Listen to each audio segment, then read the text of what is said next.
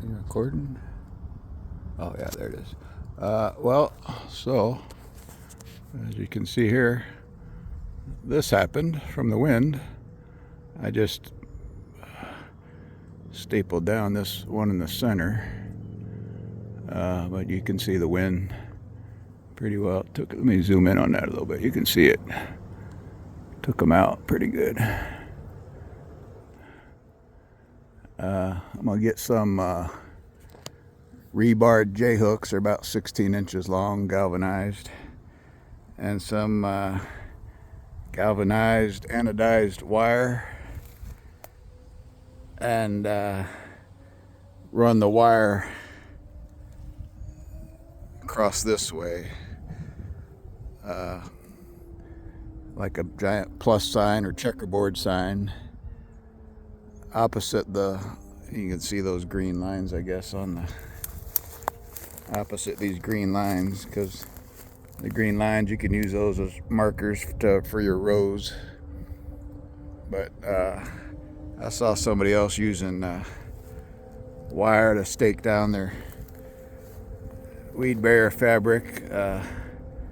Just so you know, I had, let me grab one here, I'll just put this one back in. I had the 6-inch stakes with these here stoppers, buffers on them, I think they call them. And we got sandy soil, and it wasn't enough. We had some pretty windy, get that down in there. We had some pretty windy days about a week and a half ago, and I said, damn it, all these metal rods, these are copper grounding rods.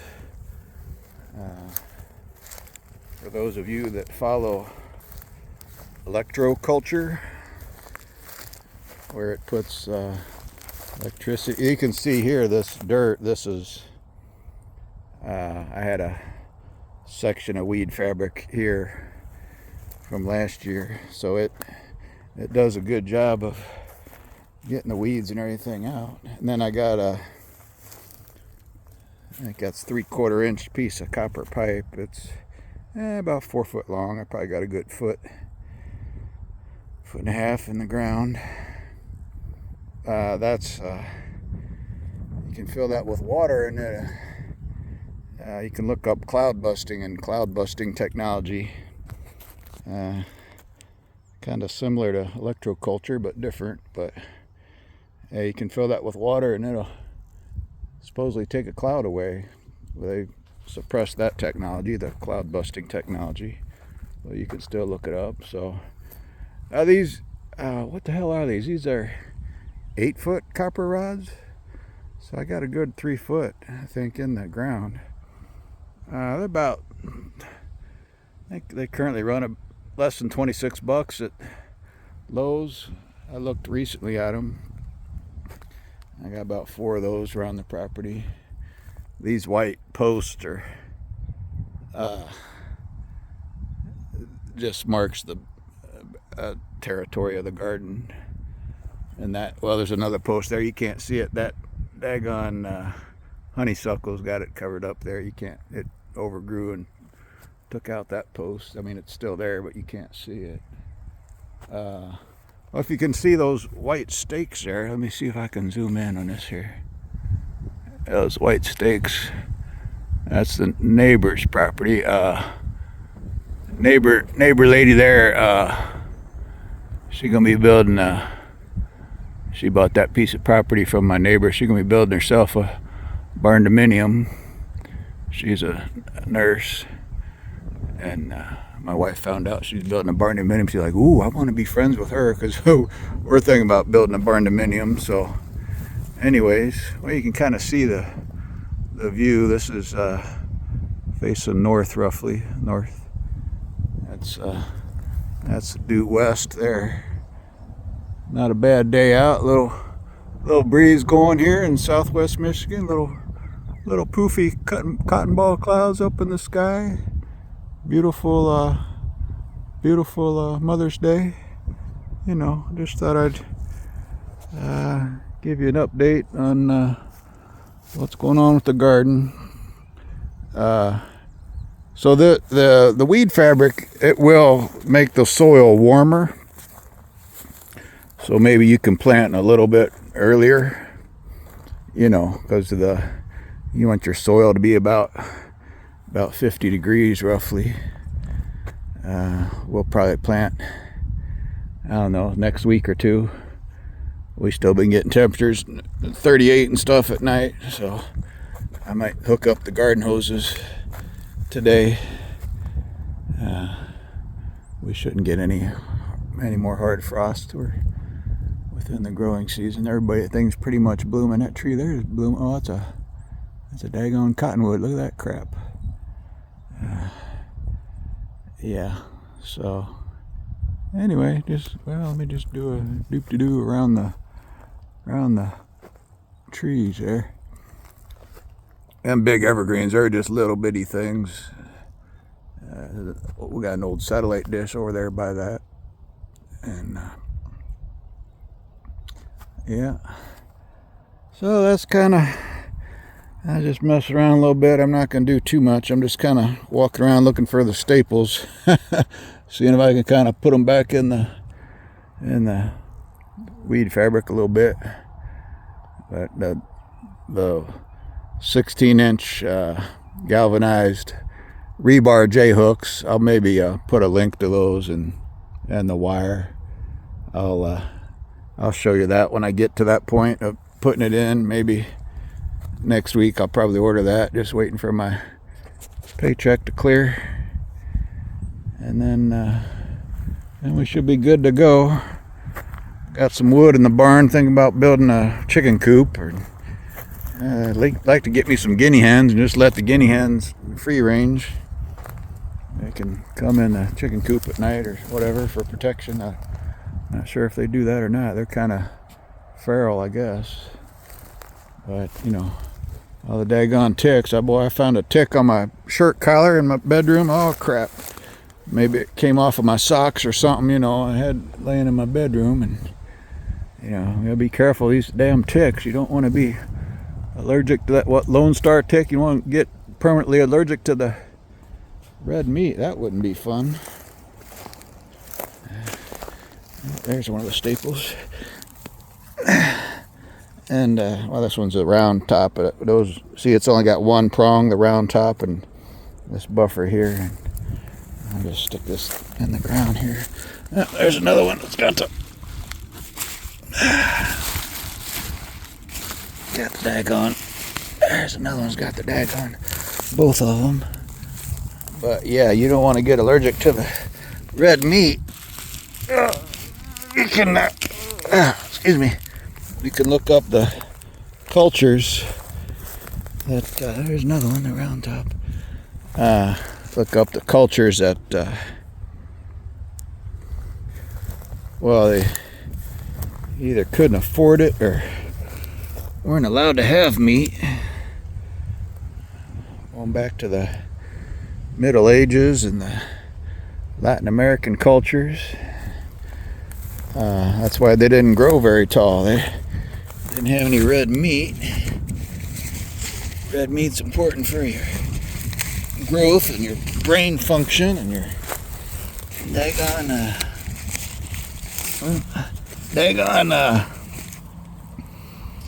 I just put it right here next to this one. Your brain function. Like I said, the caveman didn't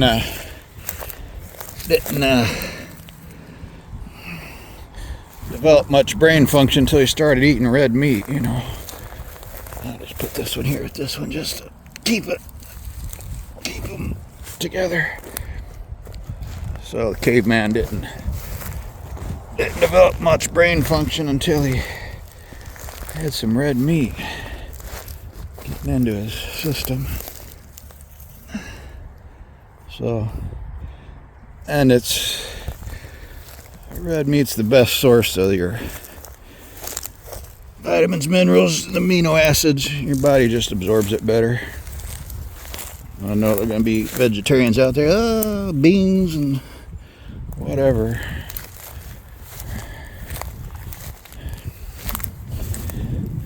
And even the blue-green algae and things. I mean, it's got some good amino acids in it, but still need that good red meat protein. But, well, the blue-green algae doesn't have all the, it doesn't have enough high amounts of the vitamins and minerals that you need. Yeah, there went my hat. There's another one. Boy, I'm just finding them all over the place. I should have came out here when it started popping off and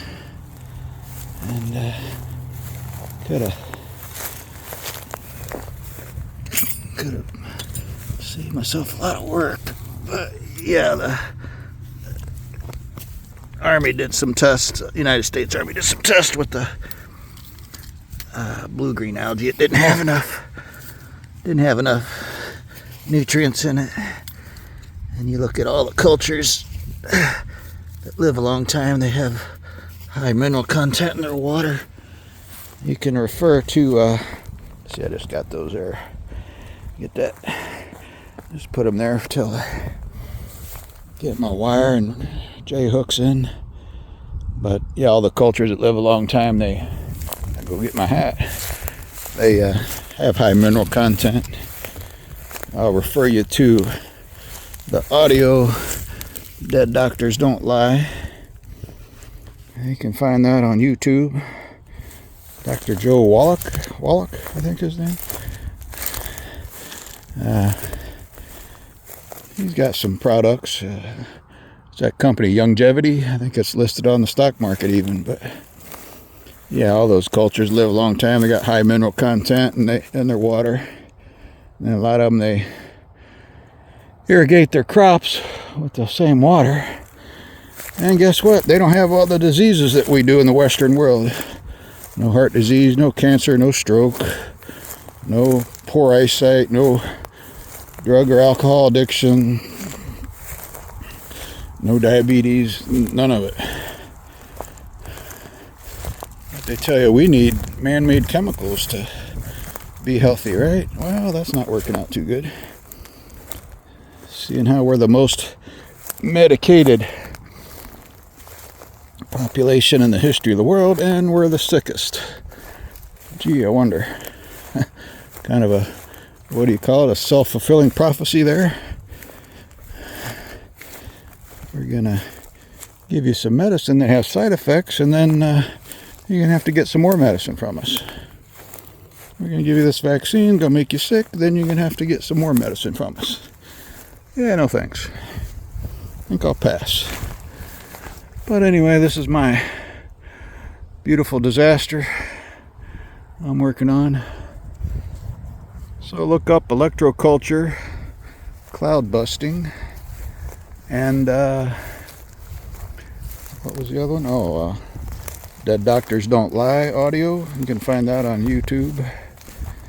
Dr. Joe Wallach.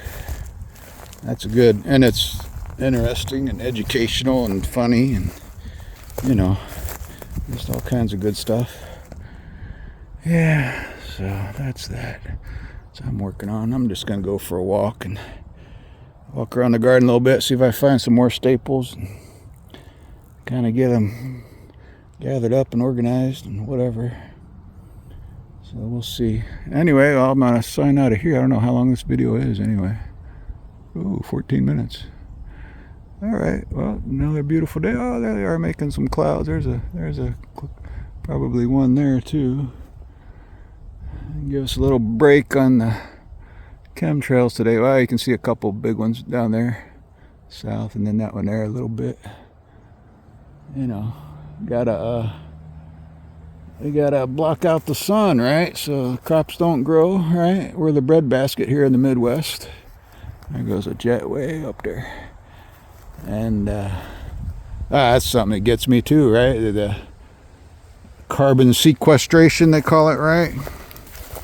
I mean, people don't remember their basic science class that I think I learned in maybe the 9th grade. Photosynthesis. I mean, plants require CO2, so they take it out of the atmosphere the plants don't have what they need. There's another staple. The plants don't have what they need. And then plants don't grow, including crops. So, who the hell's building these things? What blue-collar labor are they getting that has no idea what photosynthesis is? There's another one. So, on the surface, it sounds like, oh, that's a good thing. Boy, they're burying the carbon in the ground. Okay. Well, when there was more carbon in the atmosphere, there was also more oxygen, because carbon's what plant life needs. Photosynthesis. So the plants breathe in carbon and breathe out CO2.